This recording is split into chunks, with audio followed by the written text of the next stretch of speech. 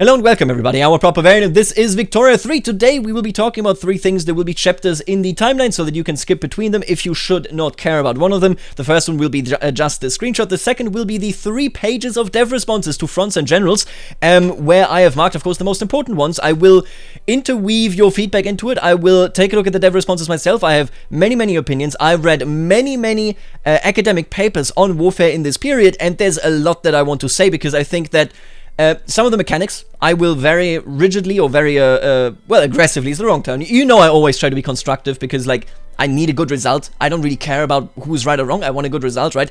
But I will very aggressively, constructively try to argue against some of them. And I will also, however, defend some of them because I think there are some very serious misconceptions in the fanbase about how warfare worked in this period because of Paradox games. I'm not even kidding. I'm pretty sure that that is where that comes from, and I would like to address that. That is a very important topic for me. I think that is something that we should all consider. Now, the third part will be about the about the monthly update that was released just today. We are going to go through the most important images. You should watch that video, of course, yourself, but I looked at the most important images and we're going to check it out. Now, let's start with this right here. This is political parties. Very exciting. Initially, they said we don't have political parties. Then they said, you know what? Political parties, we might actually still do it. Now, what is so interesting about this? Let's take a look at this actual screenshot. Election is in 30 days. Politically inactive population is 17.6 million. Last time around 2.45 million basically voted last time, right? 1.18 million for the Whigs and then 651k for the Tories. And you can see that parties are basically made up of several interest groups, right? Here the landed gentry is the sole member of the Tories. I assume the Whigs, maybe industrialist, intelligentsia, whatever else there is, quite frankly. Maybe the church even. Maybe even the church. Either way, basically they can join a party. Now, there are some things that should be pointed out. First of all, it is interesting that William Lamb is the leader of the Tories, meaning that the interest groups themselves have leaders, but then the parties also have leaders. I wonder how that is chosen. Maybe it is just the strongest interest group. I wonder how that is done. I wonder what determines which party one interest group joins, right? That is very interesting. And I also wonder what that is, you know, what that means basically for forming a government. Because when you have the Whigs, for example, obviously they want to govern with themselves, right? They don't want to be like, oh, a part of the Whigs will then govern with the landed gentry, you know, with the Tories. Obviously they don't want to do that. I'm really curious how that works. Now, what is important here is to point out that it was said by Grugi, so this was posted by Grugi on Twitter, it was said that basically some parties don't exist or can't be formed at the start of the game, primarily because, you know, for example, the socialists, obviously, that didn't exist yet, you know, Karl Marx hadn't written anything yet, didn't really go down yet. It was not said, but I suspect that only countries that actually have party politics laws, so political parties equals legal, right? That only those actually get parties, because they initially, when they didn't have parties, said they didn't have parties because interest groups represent everyone over time. Qing China didn't have parties. The Great Qing did not have parties. They had court factions. They had interest groups, basically, right? So I suspect that you will only get these electoral campaigning, you know, if parties can be legal. And that is good. I like that. I like that a lot, if that is the case. Another thing that is also a big question, and by the way, I will answer 0 of these questions because we just don't know. It's uncertain. But fundamentally, another thing that I find really interesting here is if we can form political blocks. If we can, oh, let me think it. This is actually amazing now that I think about this. If we can form political blocks for elections, the same political blocks could also be used as revolutionary blocks. Let's say the Tories, you start disowning the landed gentry, everybody goes mad. If the Tories had another member, for example, the Anglican Church, right? You may be looking at a situation where both of them rebel together. And I was thinking about that actually, because obviously generals, you know, they can rebel, they will join a rebellion if the interest group does it. And I was wondering about it. If you actually have a power block that says, yeah, we are not like on the same wavelength everywhere, but we like one another more than we like the king, you could have a way more potent rebellion. Meaning that if the Whigs were to rebel, for whatever reason, if, you know, Her Majesty's government is made up by the Tories, if the Whigs were to rebel, the Whigs may go, you know what, let's rebel together. Instead of the anarcho-liberals going, I will rebel, and then the communists going, I will rebel.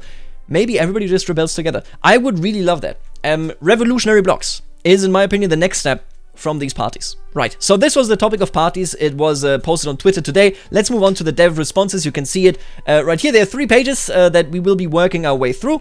I have a lot of things to say. As I said, I looked into a grand many papers. I talked to a nerd friend of mine who really likes warfare in this period, who really, really loves the history of Great Britain and boats in particular. And we basically talked a bunch of these things through and how certain things could be solved. And I found, the more I looked into it, that there are many, many misunderstandings, I think, when it comes to the historical reality compared to what fans think. And then there are also some things where I'm like, that shouldn't be the case in the game as it is depicted right now. So I will be shooting at everyone. Okay, bang, bang, bang, bang, bang. I will be shooting at the devs. I will be shooting at you. Hopefully always constructively. Because of course that is the most important part. You know how it is. You can't really work something out. You can't make something that is really enjoyable if it's not constructive. So let's take a look at this. The question here was, so this is generals and fronts, of course. If 2 nations are at war, do they have just one front? Like if the Ottomans are in a war with Russia, is Caucasus front and Danube front a one front? Can we divide a border with enemy into several front lines? Contiguous provinces between 2 hostile nations act as a single front no matter the length. Fronts cannot be divided manually, but if 2 countries border in 2 different places, they will of course have multiple active fronts. So the Danube and the Caucasus, 2 fronts. Okay, that is separate. We did in the past play around with auto-splitting fronts that went past a certain length into multiples. In the end, it didn't add anything to the game. It resulted in a lot of logical headaches. Now this is weird, keep this in mind please. How do these fronts interact with them when they move? What if the border length decreases again? Do the fronts merge? What if one front disappears but the other is still valid? What happens to the generals assigned, etc.? Fundamentally, what matters in this system is which general is assigned to lead their forces against which country. So, my personal opinion on this question here is that this generally will be working. Now you might say, and I see this argument, and it's not an invalid argument, it's a decent one, at least fundamentally. I see the other point where it's like, you know, so first of all, no, actually, my one caveat that is very much negative here is, I think this system probably works on most front lines except a really long one. For example, let's say you are at war with the Great Qing and you are Russia and your entire everything is basically a front, right? I can't see how you are not looking at a situation where one of your generals fights close to Vladivostok and then all of a sudden fights in Mongolia. And that is nonsense. It just doesn't make any sense, quite frankly. I really want to like put that out there. That doesn't, in my opinion, it doesn't make any sense. And I don't think that you are going to see this symptom in an unrealistic fashion too often, except in, like, for example, you know, Qing and Russia, for example, Canada and the US, for example, 1917, we're looking at Russia, so we are like in Ukraine and then all the way up to Estonia at the Baltic Sea. That stuff, I don't know how they do calculations of proximity. Obviously, you're not beholden to being in a province exactly, but like I do hope that they are beholden to regions, basically, not strategic regions, but to regions that suit their warfare capabilities. But again, if you fight in Ukraine and then like a month afterwards are up in Estonia, it's just not realistic. That's just not how these things went down. But usually I don't see this as that big an issue because commonly warfare will not be over front lines that large. For example, if you Sardinia, Piedmont, and you go to war against Austria, whether your general fights in northern Venetia and then in southern Venetia, that's a negligible distance. That is like completely reasonable where that actually passed through, right? I'm very, very interested in seeing that in action, but currently that's my main concern. Now the other one, what I do want to say is here, they do say, before I go on where I disagree with the community, let me disagree with the developers here.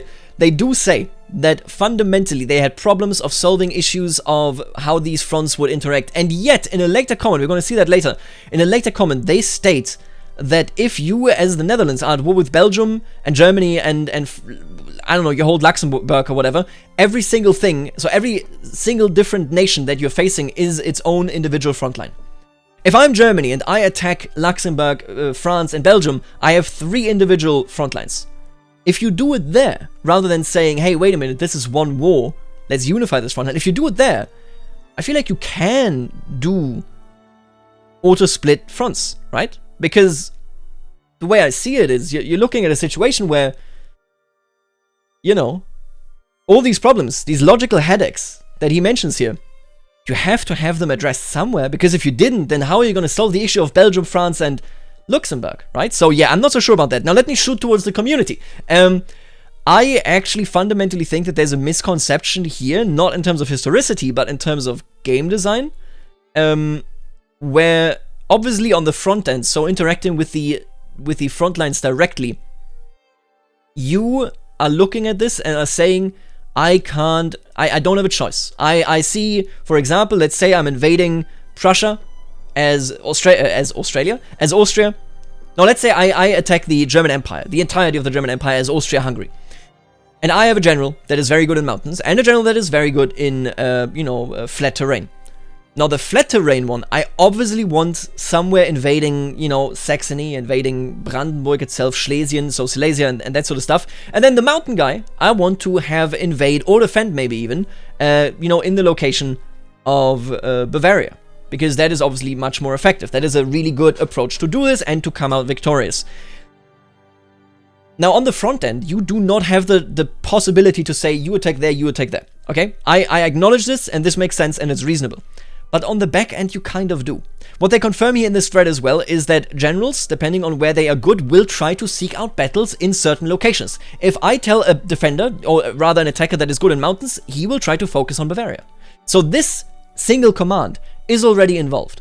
And don't get me wrong here, of course, the easy thing is to say, this is a big AI question, the AI needs to be ready to get this right and to not have them meaninglessly attack in territory that they are bad in.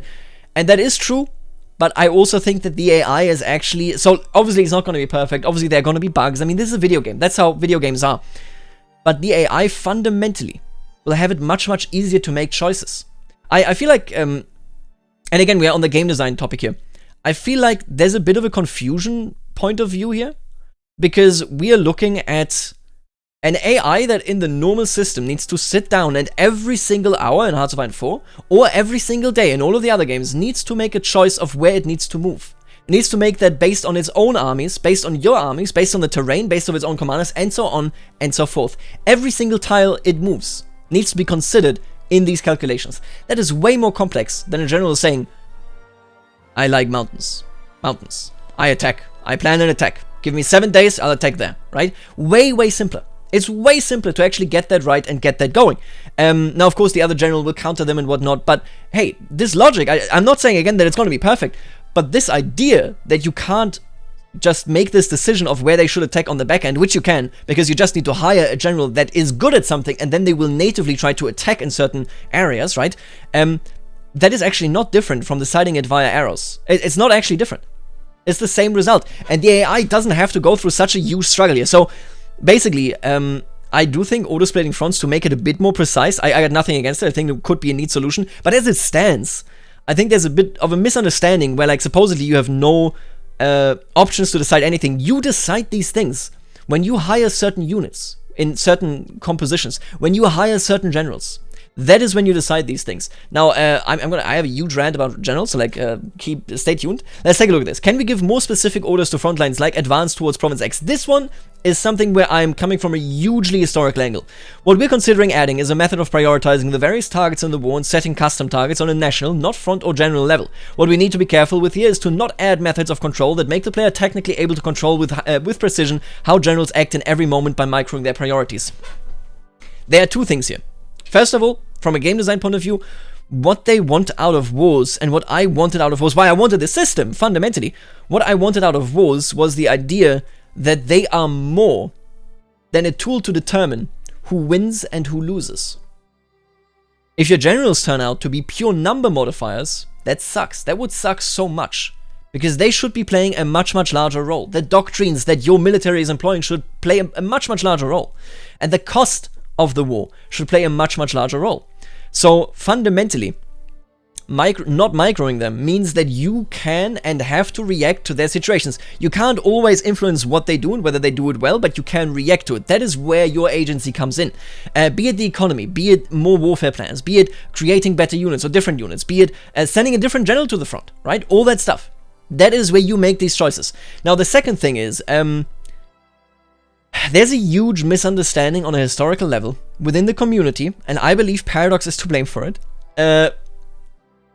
Fundamentally, in Hearts of Iron 4 in particular, but there it is historical, you have strategic war goals, right? In Hearts of Iron 4, you start the war, you start Operation Barbarossa, and you want to go, for example, for the Caucasus. In No Step Back, whenever it comes out, I'm sure you want to go for the railways, right? And the railways, I mean, they play a big role, yeah, no doubt, no doubt. But the resource and the industry angle that we have in World War II and have in, you know, Hearts of Iron 4 because of that is actually an insanely unique angle. The Franco-Prussian War was not won by taking down the military industry, by taking down the natural resources, or by taking down, you know, their capital even. They already had won, basically. The war dragged on because in Paris, the actual citizens declared the French Republic, I believe the third one. And that, of course, made, you know, an actual capitulation, actual peace treaty very difficult. But the war was already over. It wasn't over because they captured military, facilities like barracks or production sites or anything like that, or resources like, you know, I mean, oil didn't play a role like that, but, you know, mines, for example, it did not play a role. You beat them on the field, you take their strategic positions, you leave them no choice but to capitulate. That is how war was fought back in the day. Sardinia-Piedmont against, with France together against Austria, did this exact thing. Nobody took any important locations there. No, they won a couple of battles against the Austrians in, I believe, Magenta and Salforino. I don't actually know what the second city is where they had the battle, but they basically won the locations, and then nobody marched on Vienna or anything. No, what we had was the Austrian military said, if you want to come any further, you need to go through our mountain fortifications. The French and the the Piedmontese, they decided that's not worth it, and Austria said we can't actually go down to Venezia and take it back because our logistical location isn't really working out there. This was not a fight of saying you need to take this province 100%. It really wasn't like that. They took what they needed, what was the war goal basically, and then they said, come and take it, and you can't, and we don't really want to go any further. So they have an uneasy peace there. The war for Japan, you know, against be it Qing, be it the Great Qing, or be it be it, you know, for Manchuria and whatnot, or be it the question of the Russo-Japanese War. None of that was actually related to, I will definitely like just take out your industrial, nothing. They won the battles. They put the other army in a situation where it could not reasonably actually oppose the Japanese army, and that's peace. So this idea, I would just say this fundamentally, where you say, I need this and that taken, is not actually very accurate for this time frame. The American Civil War does come to mind, but it's not really. You have very heavy engagements, and the war ends once the Confederate army is unable to fight back. That's the way it ended, you know? Obviously, there are strategic movements. There are, like, for example, cutting supply in half. Yeah, that stuff happens, no doubt about it, but that is more happening directly with the armies at the front line. They did not say, we need to take down, you know, your production sites or whatnot. They just blockaded them and then said, we need to break the back of the actual army. And that was the way it was. I mean, for the American Civil War, there's a lot going on there. There's a lot of, like, in between there as well, in terms of how it goes. Look at, for example, the German War, so the German War, Bruderkrieg. When you look at that, you win the campaign in Bohemia and Moravia, and the war is over. Because the Austrian army has no chance of actually overcoming the Prussian now. These sort of things are why I am personally saying, advance towards Province X, it's not actually accurate. What you advance towards is the backbone, so for example forts, for example where the actual army is, to strike them down and don't let them get back up. That's what you're doing there. The industrial, the total war, if you will, that we have in World War II, and to a degree in World War I, but only to a degree, that total war is not a thing. It's just not a thing. I'm sorry to say this. I think there's a misconception that stems both from people playing Hearts of Iron 4 and thinking that is how war went and how World War I went, which it really isn't. You know, people playing that and people playing micro games. In Victoria 2, you need to siege down the entire country. That will not be the case here. I don't think you actually benefit from saying march into that or this area, because historically speaking, it's just not how it went. March for logistical targets, certainly, yes. March for military targets, like fortifications, certainly, because you are fighting the military directly there. Everything else is, quite frankly, a misunderstanding of warfare in this period. Which to me just means that it should matter even more which generals we recruit, because these generals actually make the entire army movements, okay? And they can engage with them in favorable terrain. They can engage with them in a way where they, you know, might be able to corner them, might be able to basically dissolve them, dissolve the enemy army after a very decisive fight, that sort of stuff. That is the stuff that we should be caring about. Go for X and Y province. It doesn't actually matter in terms of the production side or any of that nonsense. That's a complete misunderstanding of warfare in this period. Post-Napoleonic warfare was primarily a battle for the locations that you actually wanted to keep after the war, but also primarily about breaking the back of the enemy's defensive capabilities or the enemy's aggressive capabilities. That's what it was about. It was not about going for the industry. You weren't fast enough for that. You weren't able to restore supply lines fast enough for that. You didn't have any tanks that could rush ahead. That stuff was not the case. So yeah, I hope you get where I'm coming from and why I am not against strategic movements. I want to make that clear as well. I like general targets like this one, but I think this exact movement and going for exact locations, I've seen it a lot. The topic of like, hey, can I command them to, you know, attack this or that exact target? I think it's nonsense. It doesn't happen. It just didn't happen that way. At most, you go for the capital or you go for the actual war target, you know, which is a strategic target most of the time. This exact go for where they have their industry, go for where they... It didn't happen. Straight up just did not happen. Let's take a look. Characters can switch roles under certain circumstances. Yes, they cannot currently hold multiple roles, so politician and at the same time general. I am disappointed by that, I will say, because Napoleon III, for example, commanded his armies both against Austria and against the Prussians.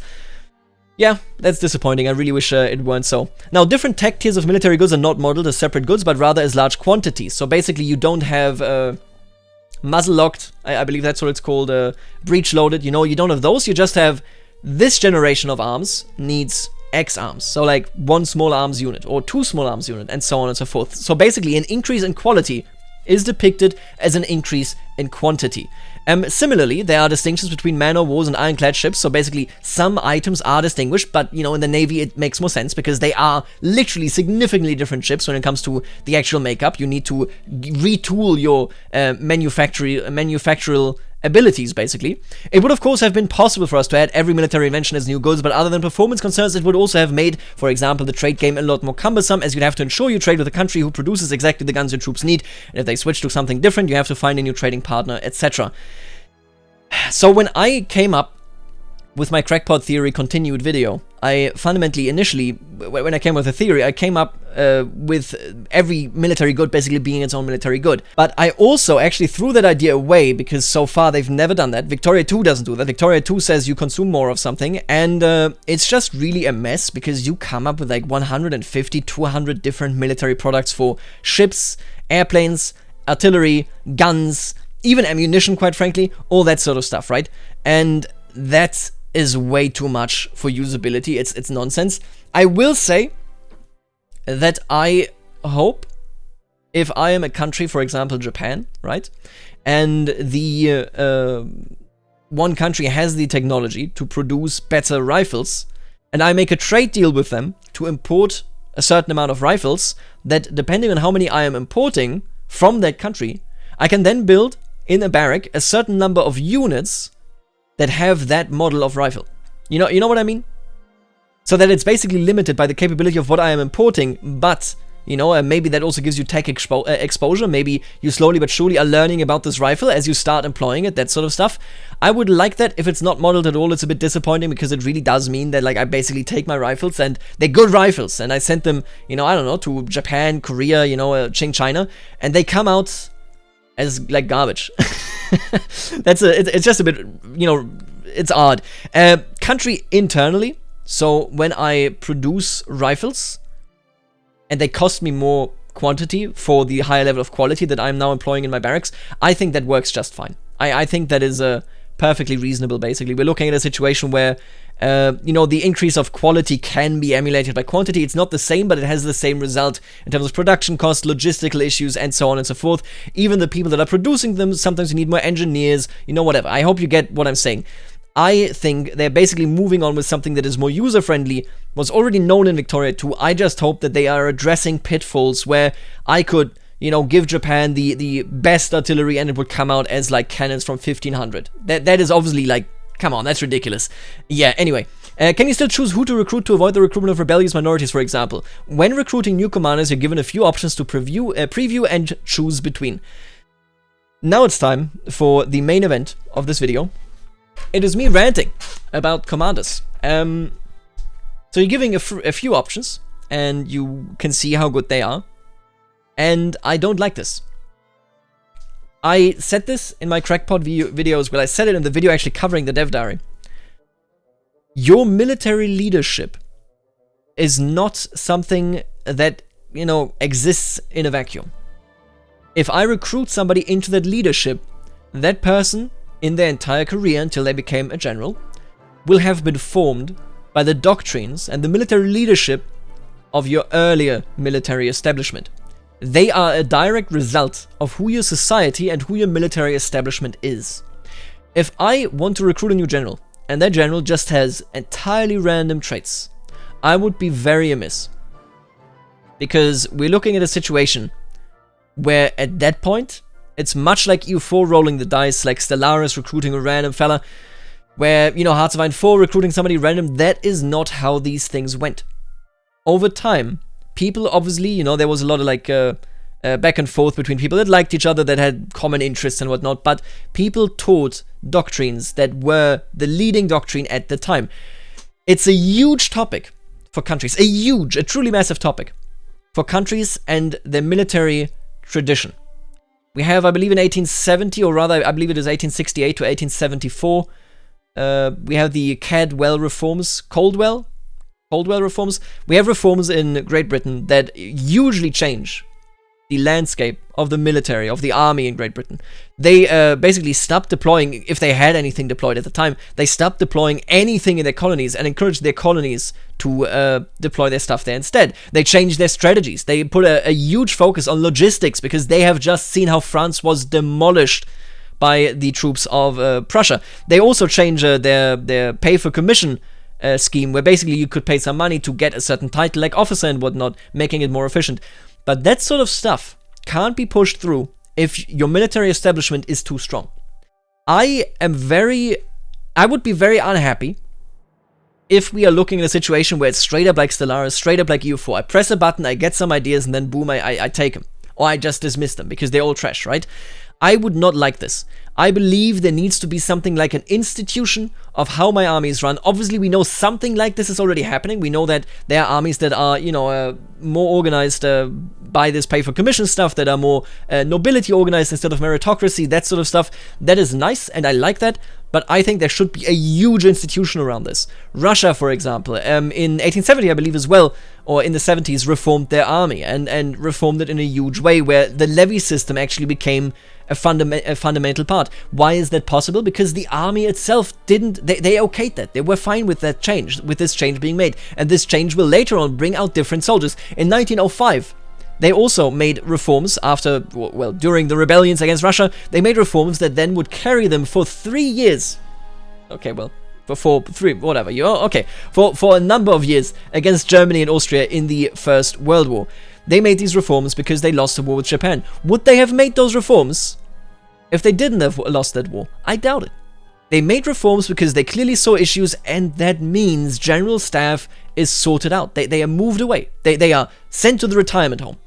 I want these things to be implemented as an institution, and I want to, whatever I have implemented, influence what my generals that I can recruit are generally be about. Should there be outliers? Yes, absolutely. But I believe having a random and entirely random pool is nonsense.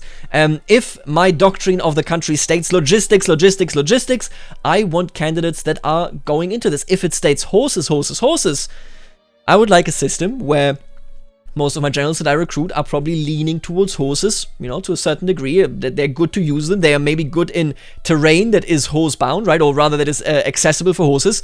And then if I get completely destroyed in a war against somebody that is using machine guns, I want to be able to basically pick apart my military establishment and put in new things. Like, for example, logistics or machine guns or trench warfare, that sort of stuff. I want this to be attached. Listen, I said this very, very early at the start of this video. I believe it to be a good step that they are sitting down and are saying your general makes choices based on who they are. Okay? Because which general I assign is basically as if I was drawing arrows. It's basically that system. Straight up. It's basically that system.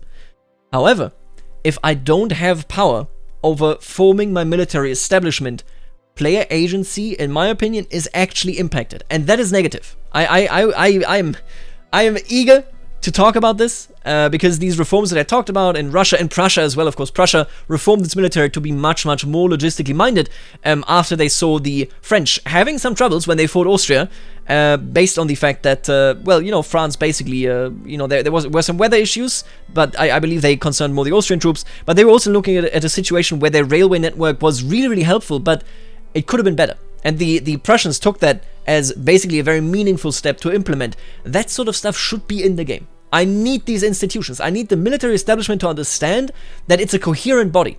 It is not made up of individual generals. It is made up of the conglomerate that has formed and is these generals. I hope you get what I'm saying. I will die on this hill. I think that it is. I would be perfectly fine with not being able to draw any arrows, with the only strategic goal being the war goal, for example, if I am in a position where I can influence the people that are basically making these arrow decisions, which is the generals. If they're just randomly rolled, I mean, yeah, I'd hate that. Let's move on. What if oh right, so not being able to demobilize troops once you start the war. What if I pieced out separately the other biggest participant, and now I have only a small minor to fight? Why would I need all my troops mobilized? Yep, this is a thing we've noted and will likely design some sort of exception for when such edge cases arise. The default will be that by committing those troops, you've committed for the duration of the war. So there are instances, historically speaking, where a general was mobilized, basically, where he was given an order, then that order was withdrawn, and the general said, I'm moving on. Like, I'm gonna keep doing this. However, primarily, this is obviously game design. This is them saying, if I mobilize my troops, I need to commit to this. I need to pay the cost. It needs to pain me, okay? It needs to be painful that I made this choice. And I think that is not a bad choice. It's just that, yeah, you know, basically, it is anti-exploit, but I think it goes a bit too far. There should be a solution for the edge cases. That's my take here. Will there be ways to influence how fast we want our advance to be, deciding between a slow methodical march to fast blitzkrieg, and will we be able to influence how many troops we have in certain areas in order to prop up areas we think is less hard to defend while letting areas such as mountains less defended due to their terrain? Your decision here come down to which production methods you activate in your military buildings, troop composition, which is what determines your battalion's attributes, and which generals you hire, promote, and deploy where. In other words, you don't say we're going to win this war with a slow methodical march, you ensure that you have generals, the military establishment, who take their time, ensure good supply, and stay away from putting your war budget into new fangled inventions like tanks. I need them to tell me that there is a military establishment.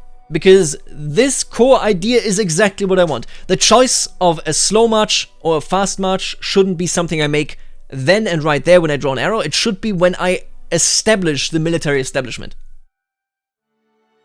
I agree with this, but they're not saying we have a military establishment, so I'm concerned. Well, seriously, this is my biggest point. I think people misunderstand this. People, first of all, they look at it as like this as if Blitzkrieg was actually possible in this era. That's an entirely different topic as well. But more importantly, I think we're looking at situations where basically the general's character should define what they do. If the generals just become modifiers for my war plan, generals suck. They are boring. I want generals to have the character of a war plan. Right. This is good, but how do colonial wars work? Do I still need to mobilize my army at some point? Isn't there a standing army dealing natives and easy wars? Mobilization as a term in Victoria 3 covers everything involved in getting battalions readied and organized under the command of a general. So in your situation, if you have built some barracks in a colony and recruited a general to lead them, you can choose to mobilize only that general if you wish. On the other hand, if your standing army was in London, you might have a much larger force under a more experienced general, but it will take him considerable time to travel to the front by your colony. There's also the issue of naval supply to consider in that case. Keep this in mind. We're going to get to that in just a second. Actually, no, that's way further ahead. There's a different comment that basically states, what about Singapore? Do I really need to mobilize my troops and bring them to Singapore whenever something happens? And initially I was like, yeah, I agree with this concern. You know, because we do know, yeah, World War II, for example, we did have a garrison in Singapore and whatnot, but the truth actually is, when you look at the organization of Great Britain, the truth actually is that they very much relied on locally sourced troops, both in India, where, you know, the Indian Rebellion of 1857, which saw Hindus and some Muslims, some Muslim contingents rebel because they, and this is, I'm serious here, they believed, and maybe it was true, I'm not actually sure on that, but that the new cartridges they had for their rifles were, the Hindus believed that it was cow fat, and the Muslims believed that it was pig fat, and the East Indian Company basically was unable and failed to, you know, tell them, we are not disrespecting you, and because of that they rebelled, and later on, that is what made it so that the, you know, that the British focused on the Sikhs, for example, and other religious and ethnical groups to be specifically their soldiers because they had made these poor, experiences with the Hindus and the Muslims. You had the same in Australia. You had the same in South Africa. You had the same in most areas of the world, basically. The way it worked was you either had local troops that were present there because that is where their lives were, or when a crisis started to go down, a regiment stationed in Great Britain, or currently on a mission in a different part of the world, on a mission. Let's make this very clear. They weren't just stationed there. They were on a mission. It is expensive to just be stationed somewhere. Unless there's unrest, unless there's a front that is soon going to start, you are not needed overseas, okay? So what would happen is, these Yorkshire lads, for example, that were recruited, or these London lads that were recruited in London, would be sent as soon as it was necessary, and then they would return. They would basically be on a tour, like we, say it today in modern, specifically American, of course, engagements. And that is something that I feel is misunderstood because of micro warfare. Hear me out here, and this will sound stupid, but if I play Victoria 2, I can have an army stationed in Singapore the entire game, 100 years. I can have it standing around there. The pops are still in Great Britain, of course, but they are always there. And that's not how it worked. I highly encourage you, even if you just do it via Wikipedia, I highly encourage you to go ahead and take a look at regiment history within the British Royal Forces, because they were all over the place. They went from being active in Canada to being active in New Zealand, in Australia, then going to India, suppressing a rebellion there for a decade. Sometimes these were very, very long assignments. That is true. But, they went home. And then they went on a second tour and whatnot. These are the sort of things that I think is a huge misconception, and Paradox is to blame for it, because micro warfare depicts it like that, despite it not actually being like this. So what is being said here, where a regiment is either local, or you have to mobilize them and send them on a tour, is completely realistic. It can happen that one of my generals is active in South Africa, and then we have a problem in India, the problem in South Africa ends, and I say, you know what, don't go home, move on, go over there. That can happen. That happened in real life. You did not have the lads from London permanently stationed somewhere. Didn't happen. Will mobilizing during diplomatic play have an effect on the other participants? Yes, we definitely plan to have the AI react accordingly. Great news. I like this a lot. How will fronts work in wars that do not have continuous borders between multiple states? Will overseas expeditions be part of naval warfare or land warfare? If there's a war between, say, Iceland and Britain, at least one front would have to be created via a naval invasion, which I'll cover next week. Very excited for naval invasions. Regarding the per general unit caps, it looks like they're hard caps, right? The reason it's not a soft cap is because the dynamic of only being able to grant a general more troops than their peers through giving them promotions, and the political implications from doing that, is an important design element we don't want to water down. What he's saying here is that if you, and I brought this up last week in my video as well, if you could take troops away from a general, if you could give infinite troops to a general, you can cheese rebellions, you can cheese interest group clout. You shouldn't be able to do that. You should be able to basically sit down, right, and have a general get the assigned troops that they should be getting. I wish we can choose them. Basically what I am saying is, I'm fine with this, that they have to get those troops proportionally, right? I wish I could just choose which troops, because, like, if a general is good with horses, I'm going to focus more on horses. But then again, also not actually realistic. I like it because it gives me player agency, but, like, realistically speaking, you didn't have a guy that just had horses. Like, not really. So, yeah. Anyway, your domestic affairs also strongly influence how long you can stay in the war, which is a major reason to ensure you see to your home front as well. In raw numbers, for me, it's 60-40 frontlines domestic, so what his personal focus is. But I'd say the design target is to permit for a split of up to something like 30-70, so mostly caring about your domestic issues. I like that. I'm a big fan of this. This doesn't mean, right, I don't understand how 100 battalions versus 20 battalions can't be a sure thing. Sure that 100 is spread over the large front, but so is the other one, right? So this doesn't mean that there is a good chance the country with 100 battalions will lose, but since war is a considerable expense, the opportunity cost of maintaining those 100 mobilized troops versus the ease of winning will be greater than for the country with 20 battalions. If you can slow them down long enough, you can come out ahead. That is actually a huge step up compared to this situation in a microsystem. That alone. In a microsystem, 100 versus 20, you will never lose. Are you kidding me? Are you joking? As a player, you may only win if you cheese it to an insane extreme, like to an insane extreme. The realistic end of such a war isn't that the 20 keeps repeatedly luring smaller stacks into mountains and then destroys them. The realistic way here is that the 20 battalions are the mountains and wait their time out. They fight in advantageous terrain and whatnot to whittle the enemy down where the enemy doesn't want to fight anymore. That's how you win this. And I think that is a way better approach. Yeah, absolutely. What is the point of provinces? Right, provinces were increased to model frontline movements on a more granular level, particularly so as to simulate the changing conditions between 1836 and 1936. Let's move to the second page. Right, so here we are. Thank you for your answers. So, do I understand it right? When the war starts, after we finish preparation stage, we have little to non-influence on events. I really would hate if those memes about Victoria 3 being warfare being just a risk game were true. You can give new orders to generals at any time, choose to mobilize more of them, give orders to admirals, which are quite different from those available to generals, and which we'll learn more about next week. Choose to activate more conscripts, more on that in a couple of weeks. Choose to move them to different fronts or focus on specific fronts, and handle all the economic aspects of the war and its impact on your industry and pops, to name a few things you might need to deal with during war, in addition to all of the stuff you usually deal with during peacetime. I wanna stress this again. If it occurs that generals are just modifiers rather than basically character war plans, I will be very, very negative about this. I've made that very clear, I think, with my long rant about the military establishment and how I should be choosing the tactics as I choose my grander military strategy. The concern that it's just risk is valid if that's not the case. Outside of that, I think it's just a misunderstanding if generals are, more than just modifiers. Because then a character is a war plan. That's the way I see it. Can generals die in battle? Generals dying in a battle would be a random event type thing. There's no specific mechanic for this. It is, however, not uncommon for generals to gain various conditions during war, which affects their health and can cause them to die at some point in the future. This can also happen naturally due to age. When generals die, their interest group will lose the clout they conferred upon them, and their troops would be reassigned to other generals or the garrisons if nobody has enough command limit for them. Fair enough, quite frankly. We've definitely run into a lot of edge cases with how fronts, we talked about this earlier at the start, behave while developing the system, but it currently looks quite stable. Since we actually compute how many units are allowed to be involved in a given battle, and don't throw all of a general's men into battle after battle, the risk of units teleporting, even along long fronts, is in practice virtually non-existent. The thing is that generals teleporting isn't mentioned here. Yeah, and I gotta tell you, I don't like that. I do think a general that is active in Ukraine isn't then also active in Estonia. We can argue about, how spread out somebody's units can be.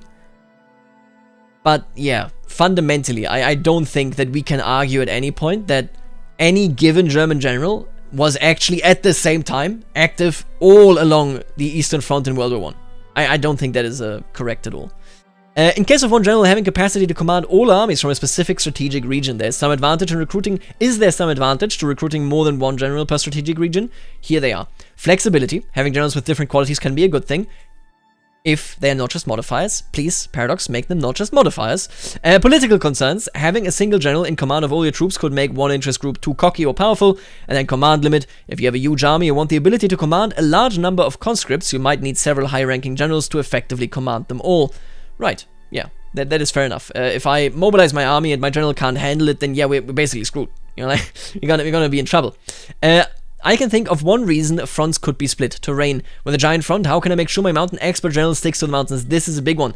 Your mountain expert will favor defending in the mountains if this is possible, but he can't hunker down in the mountains and never risk getting attacked outside of a mountain province because he's been charged to defend the entire Austrian front.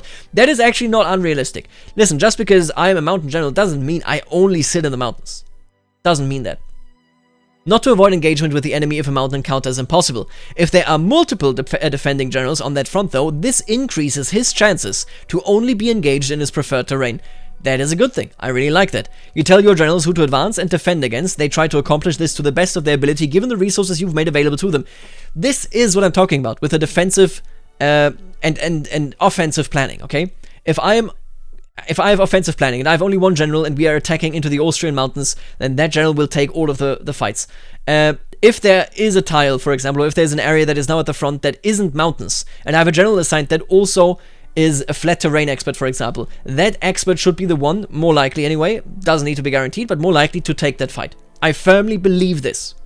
This should be the way it is, okay? So I hope that that is indeed what I'm talking about here. Again, if they're just modifiers, if it's too random, if it's not fun, or rather, sorry, if it's not fun, I mean, that's objective, where I'm coming from. If it doesn't work beyond modifiers, not a fan, but if what it is said here by Lacek, if that is how it is, that is basically an inherent battle plan in a general's character. That's basically what it is. You don't draw an arrow, but who that character is determines what arrow they already have inherently. Right, I've been playing the company's games for about 20 years. I have to say that I'm satisfied. It will of course depend heavily on the execution of the calculation models. Will there be a way to maneuver or train the commanders? Do the commanders also have a nationality? I mean by hiring a gifted Polish Russia and then maybe get a Polish uprising. Commanders will gain experience over time and faster while in the field. This affects the rate at which they gain or improve their traits. You cannot explicitly train them though, it's assumed they're always trying to get better. This explicitly basically says every character is their individual person. And that is not the case in a military establishment. It's not the case. All characters have a culture, and while the generals you recruit tend to mostly be of your primary culture, it's possible for minority culture generals to join cultural uprisings. Very cool. I like it. Are troops assigned completely automatically, or do we have some control over it? If I have 2 generals in a strategic region, can I give all my tanks to one of them, or are they split randomly or proportionally? Also, if I have only a single sparsely populated state in a strategic region, does it mean I cannot... No, okay. This is the frontline stuff, don't worry about it. Troops are assigned automatically to some degree in accordance with rank, but also prioritizing minimizing fracturing between military buildings. So a certain general is likely to get all 10 battalions from the barracks in one state, while another gets 20 from the 3 different states, rather than the first getting 2 to 3 and the second getting 5 from each state. This way you can tell which general has command of units from which barracks and make adjustments accordingly. I like it. This is a good solution. I would like it if I could do it actually fully manually, if I had basically something that says you need to assign X to this general and Y to this general and Z to that general, but then I can choose what makes up X, what makes up Y, and what makes up Z, but this basically already does it. I can have something that actually, feeds into who that general is. I like it. What happens to troops when the states in which their barracks are located are conquered by the enemy? They can no longer be supplied by their barracks, which will cause the general supply score to drop proportionally to how large a percentage of the force they make up. This in turn decreases the max morale of all troops under that general's command. There are 2 stages in this game.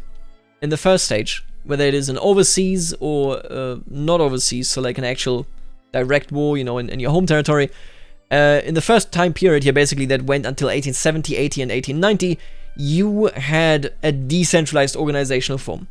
Barracks clearly are barracks and supply centers.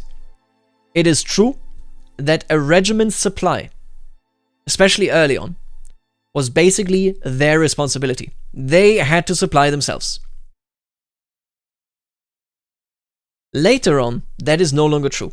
The more complex things get, the more does centralized logistics, the more it has to do with railways and so on, the more does that become a thing.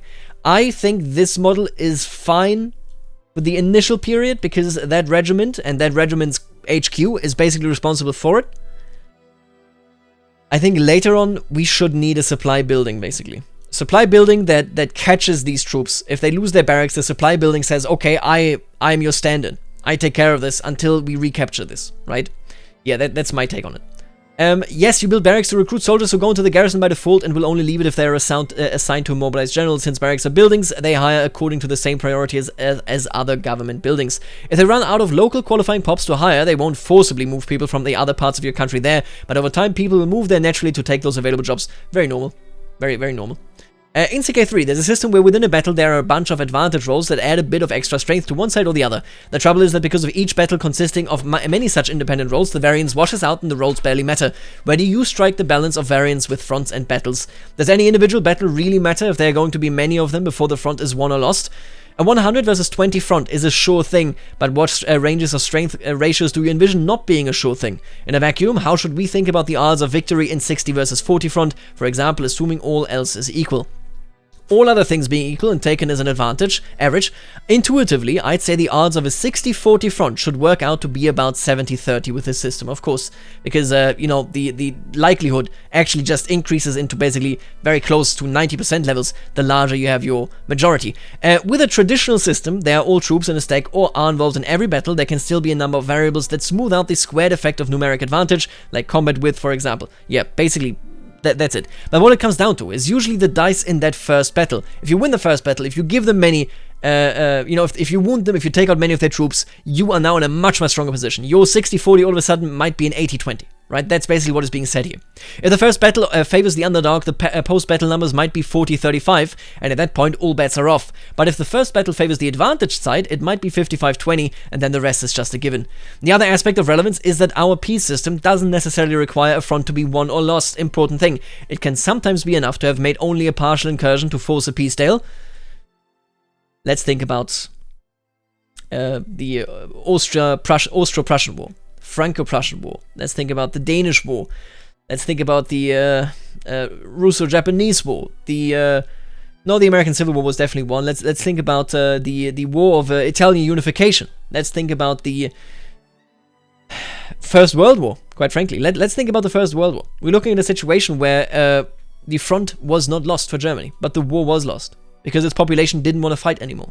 Because its supply, slowly but surely, had been worn down via attrition by just needing to fight there for 4 years while being blockaded.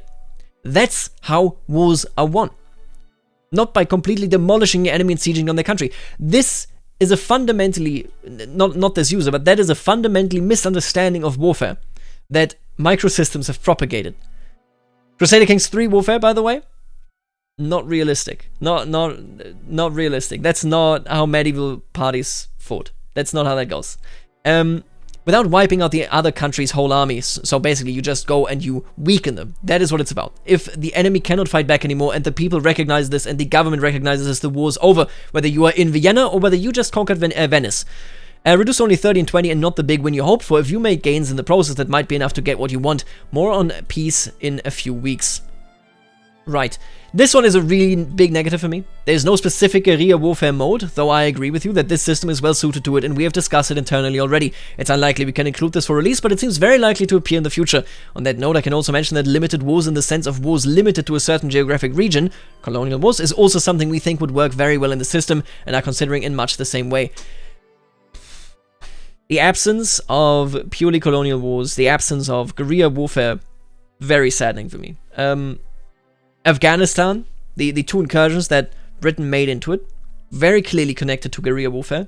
Serbia, in World War I, very, very clearly connected to guerrilla warfare. Yeah, I feel like I don't understand. How do I phrase it? I don't understand why this system is so perfectly suited for it, and yet doesn't do it.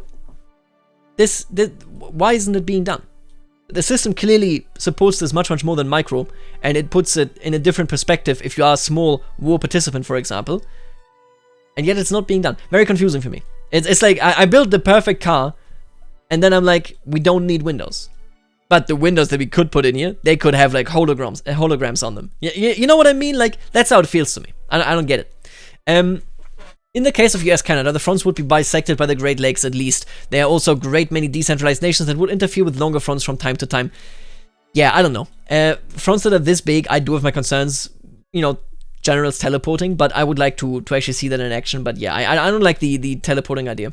You know, even in the American Civil War, your generals were there for specific campaigns in specific locations. Basically. Let's move on to page 3 here. Here we have what I mentioned right at the start, that how many European fronts does a war between Netherlands and Germany versus Belgium, Luxembourg and France have? Netherlands and Belgium, Germany and Luxembourg, Germany and France. So Germany has this big front, but it's split 3. That's the same thing as if I have a front against one country and split it into 3. How did they solve the problems here, but not for the other one? I don't comprehend. Can we reassign generals so we send problematic generals to minor armies in the colonies instead of keeping them at home with a big army? Rehoming generals between strategic regions is not part of the system, as this would be too fiddly and introduce some unfortunate exploits. However, getting this option as a one-time thing to deal with a problematic general would be a very cool event. I would like it if it wasn't just an option for the player, but if the military establishment and other interest groups pressured you into doing this. I'll ping the appropriate people. Let's hope. Here's the Yorkshire and Singapore stuff. I already explained this, like, from a historical point of view, so I hope you get why I actually very much agree with the dev here over the initial concern that I shared. It just felt wrong to say I can't station something in Singapore, but that is a micro-warfare misconception. In reality, that's not how it went. The lads in Yorkshire would return to Yorkshire. should they no longer be needed in any other colonies. 100%. So, yeah. They needed to be supplied with their own regiment as well. Again, it got changed. It got centralized later on. But fundamentally, especially for a large chunk of this game, most of the regiments, or the regiments, were responsible for their own supply when on mission. The barracks in Yorkshire is still considered the logistics center, so the troops now in Singapore must be supplied via an overseas route. More on that next week from the barracks in Yorkshire that handles all the acquisitions. This is actually how it is. I'm sorry. This disagreement, I get it from a feeling. I felt the same way. I looked at it and I was like, that's weird. If you look it up, if you follow any of the regiments, that's how it went. The one thing that I'm missing from a historical point of view is that if a barrack undersupplies troops, the troops should have effectively a local purchase effect. They did purchase things that were basically routed to their barracks and then, redistributed, but they also sometimes bought locally, for example, especially in India and South Africa and whatnot. And I do hope that is represented, but I gotta tell you, again, this is just a historical misunderstanding. That's not how it was done. You didn't have this extensive supply network. You can't even actually maintain that in a world in which the closest or the best communication method is somebody on a sailboat sending your messages somewhere. That's why the telegraph was such a huge invention. But if you had any centralized, actual supply here, it would be a disaster. You can't maintain that system. That is why it was so decentralized. Because logistically, it's a nightmare to do it without any method of instant communication. Right, that's it. Let me know what you think about my opinions. I had some very strong ones. I shot against the devs. I shot against the community. You know how it is. If you have any questions, if you have any input, any criticism, any positive feedback, let me know. Let's move on to the last section of this, which are these right here. I have something prepared. I basically have some numbers written down in which I'm like, these are interesting screenshots. The rest we will not be looking at because I think it's just not that important. The first one is screenshot number 9. What do we have here? Right, here is how prestige is, basically calculated in Transvaal. You can see their principality, that's only a +5, very low. You can see the GDP is +14, so that matters quite a bit. Their army projection is +12. I really wish we could see the actual army numbers here to understand that a bit better. Then they have an arts academy that clearly has a very significant impact, +20, compared to them being a principality, or even the GDP. So paying for this can be totally worth it. But then they also have a ruler that is reserved, so he doesn't go to bulls, for example, and the intelligentsia must be isolated, or rather marginalized right now. They must hate us, which is why the intelligentsia is issuing social criticism against our regime, and that weakens us as well. So I like this as well. This brings in impacts, based on your actual domestic position, and this is a general, where is your country in comparison to the world. I do like that. Now, number 11 shows this right here. Austria has a cautious attitude. This is super interesting. Austria views Russia as an unknown factor in geopolitical affairs. They consider Russia relevant to their interests, but have not yet decided whether they see them as a friend or enemy. This is derived from Austria's attitude score of +38. Austria views Russia as a natural ally. They are actually super positive to them. And then, negative, because Russia is so aggressive. Russia's infamy is crazy. So they're like, I do like you, but I'm not sure you can be trusted. This is a dynamic that I really, really like, because it doesn't come out with either very negative or very positive. It comes out with cautious. I have a cautious attitude. I would like to improve things, but I'm not sure whether I can fully commit. I like that. Their current relation, obviously, are actually positive, so +38. But yeah, their attitude, so the AI behavior, has a different one. What do we have here? Krakow? I don't know what this is. Yeah, I don't actually know what that is. They are rivals of France and Prussia. Wait, is that actually... Is that the right Prussia flag? Oh my god, am I losing it? This is a different flag. This is... Usually they use the Prussia flag, a flag that was introduced during the Kaiserreich, I think. This is the actual Prussia flag, isn't it? Interesting. They also owe favors from, Prussia, interestingly enough. Don't know who you are. Looks like Croatia. Honestly, I don't know. Switzerland, and then Serbia, I assume. Let's move on to 12. Right, here we have... first of all, I want to talk about the map. Not a big fan about the lack of granularity in the German Confederation. This is... No, not a fan in this. You don't have the Prussian Castle Hohenzollern down there either. Sigmaringen, right? Yeah, so basically I'm like... I don't like that they didn't step up their game in any way in terms of granularity here compared to Victoria 2. In some ways, even downgrades. You had like Sachsen-Meiningen, Thüringen, and so on. You had that right there. Whereas here it's just Saxony. Yeah, not the biggest fan. Baden views Bavaria as an unknown factor. Baden views Bavaria as a natural ally, plus 75. Okay, yeah, cool. And Baden has cold relations with Bavaria because, well, minus 50. So basically, the attitude is set by how our relations are. If I up our relations, then they may say, oh, Bavaria actively wants to increase things, and Bavaria is now no longer in cold relations. That will put up the cautious attitude to something much more positive. This attitude and relations separation and interplay is a really good step. That is absolutely nice. Baden, on the other hand, Austria is improving relations, rivalry with Switzerland and Württemberg. War reparations from Krakow? That's kind of funny. That is kind of funny, right? Wait. Oh my god, is that actually... Oh, that's Bavaria, isn't it? Is Krakow the other way around? Like blue-white? Oh, you sons of guns. Wait, so... Austria puppeted Bavaria. How dare you? I thought it was Krakow, because Krakow is an Austrian puppet, if I'm not mistaken. But now I'm like... Or maybe it... But like, this is the same... Honestly, I don't know, man. Let's not sweat it. I can't make any sense of this. Bolivia has been very nasty. They are infamous. So 37.4 infamy. The decay per week is 0.12 per year. It is minus 5. But they also get the bonus of diplomatic mitigation from having the capacity overflow. So they are looking at this, like, yeah, taking ages. I mean, to be fair...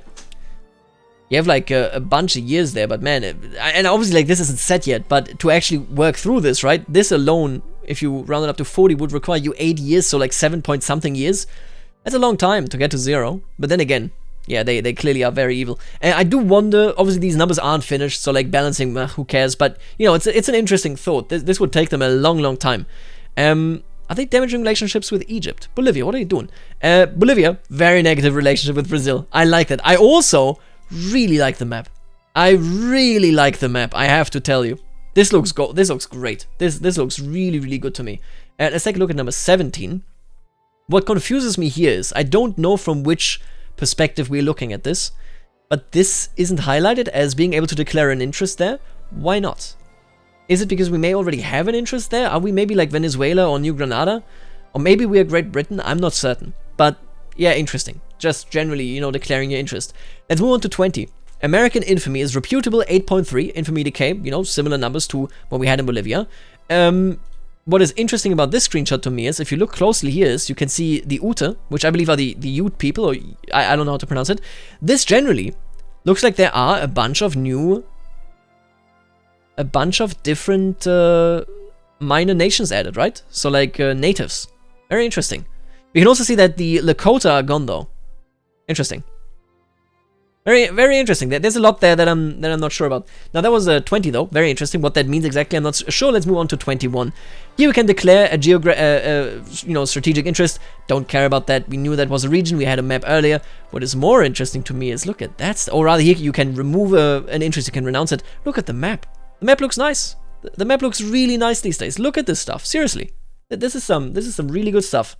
23. Yeah, basically, we see Sardinia-Piedmont. They hate Austria. They hate the allies of Austria.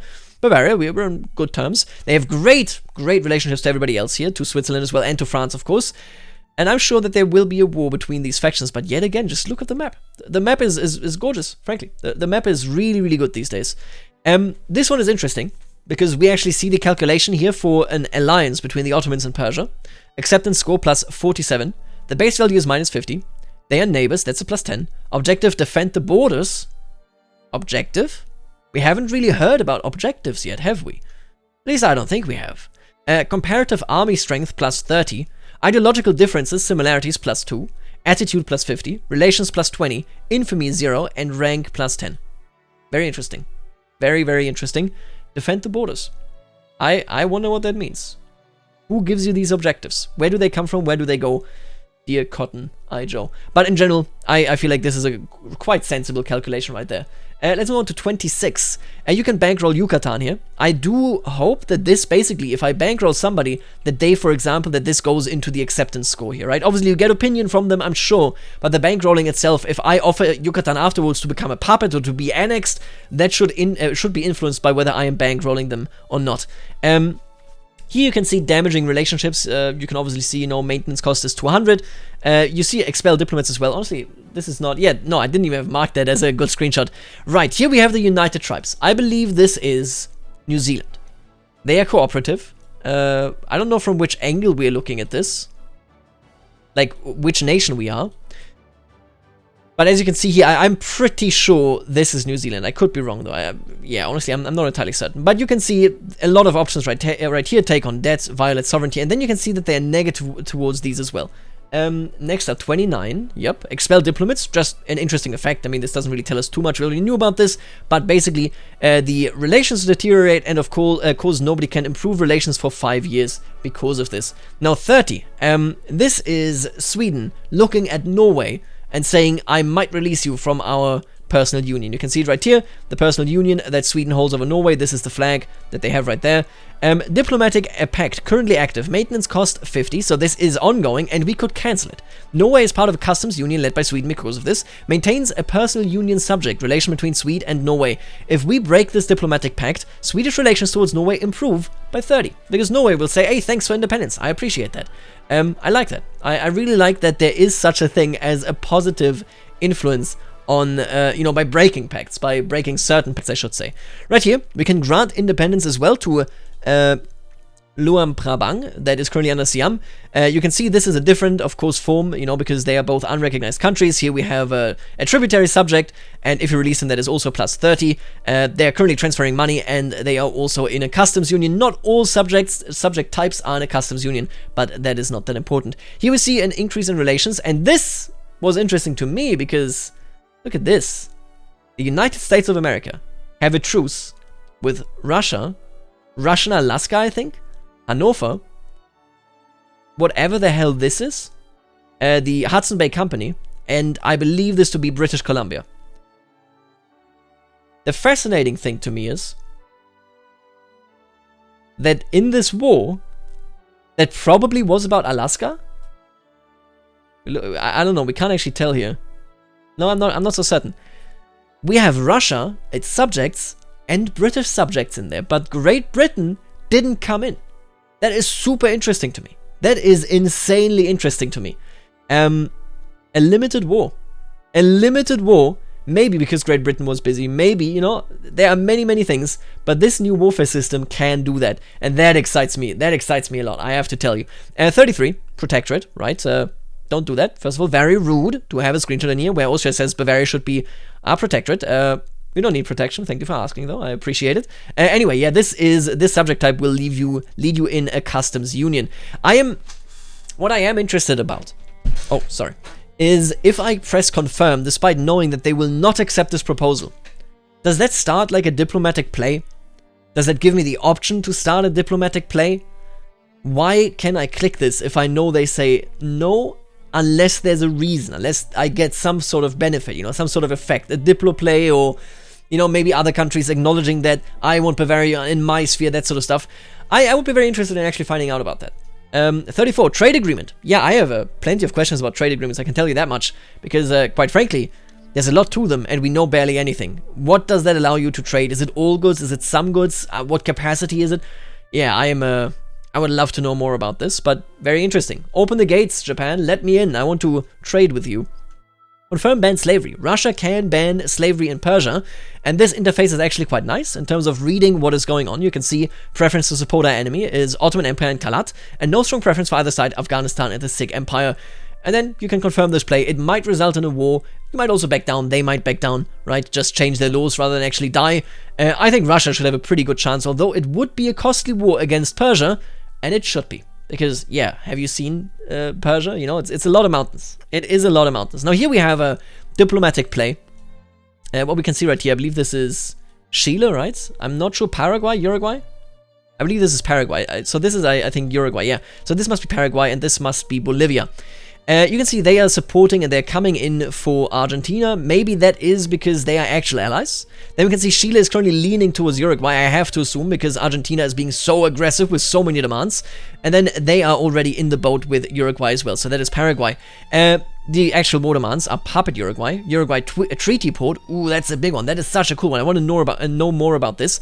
Ban slavery and Uruguayan war reparations. On the other hand, Argentinian war reparations. Conquer Corrientes for Paraguay. So that is how they got into this boat. And then open the Argentinian market, which seems to be a pretty common demand for smaller nations. At least we have seen that a couple of times. Here we are closer to the actual war. And you can see, the list has gotten a bit longer. They're now opening the Bolivian markets because Bolivia has committed to Argentina. They are opening, they're demanding Bolivian war reparations and Argentinian war reparations. Interesting. How this actually goes, who knows? But yeah, now escalations continue. You can only back down. No longer add war goals. Try your best and hope that you don't die. This is a diplomatic play in Gran Colombia. Here we see take colony in British Guiana. Then the Colombians promised that France would gain Indian Ocean territory. Basically, they promised that to France against Great Britain, and then British war reparations. On the other hand, a Bolivar Treaty port for the UK. Oh, this is Venezuela. My bad. It's not at all Colombia. It's Venezuela. Puppet Venezuela. Ban slavery in Venezuela, and Venezuelan war reparations, and open Venezuelan markets. You can see the British don't need allies. They do not care. On the other hand, Venezuela said, hey, France, would you like to help us against Great Britain? Would you like to keep them busy on other fronts, maybe? And they apparently said yes. This is a nasty war, and it's really neat that somebody like, Venezuela, that otherwise would be basically there and up for grabs for Great Britain, can say, France, when you come in. There's probably something in this for you as well. I like that. This is why I love diplomatic plays so much. France swayed, you can see right here. France was swayed to our side in the diplomatic play against Great Britain. Lovely. Seriously, I love this so much. What do we have next? Diplomatic play in England. Sokoto wants Great Britain to recognize it. So this is a diplomatic play where they are saying, respect my authority. And Great Britain can say, you know what, sure. Or they can say, I will destroy you. I will tell you, I don't think Sokoto is like... I mean, it depends on logistics. You will not see, different from microsystems, where the entire British army would show up in Sokoto. You will not actually see that here. You would see them delegate some stuff. And I do think Sokoto might be able to defend itself. If it's able to do that in a reasonable way, because the cost of bringing the people over, financing bringing the people over, if you mobilize too many, I think Sokoto may actually have a chance of being defensive here, although I think the British still hold the upper hand. Who knows? Very interesting though. You could not do this in other micro games, because Britain would show up with its entire army. There are so many considerations on the level of mobilization and so on and so forth. Maybe you don't want to bring another nation in this, because then Britain will actually mobilize more people. You want Britain to not mobilize so many people because you are only Sokoto. I really very much hope that will be a big factor. Sway Bavaria, offer favor. Prussia can owe something to Bavaria. That's nice. And then here we have what swaying looks like as well. So basically, here we offer them something, and then Bavaria will join the Prussian cause. We could offer war reparations, offer open market, conquer state, make puppet. And this one, sway Netherlands, offer take colony in British Ghana, or offer take colony in British Gambia. I have to assume that this is from the point of Sokoto. Anyway, very cool screenshots in here. Diplomatic plays is an insanely good mechanic that simulates small powers, winging it with larger powers much more efficiently than the very sterile, very inflexible alliance system from older games. Let me know what you think. That's it for today. It's a long video, my apologies. And yeah, I will read all comments as always. I will see you later. Alligator.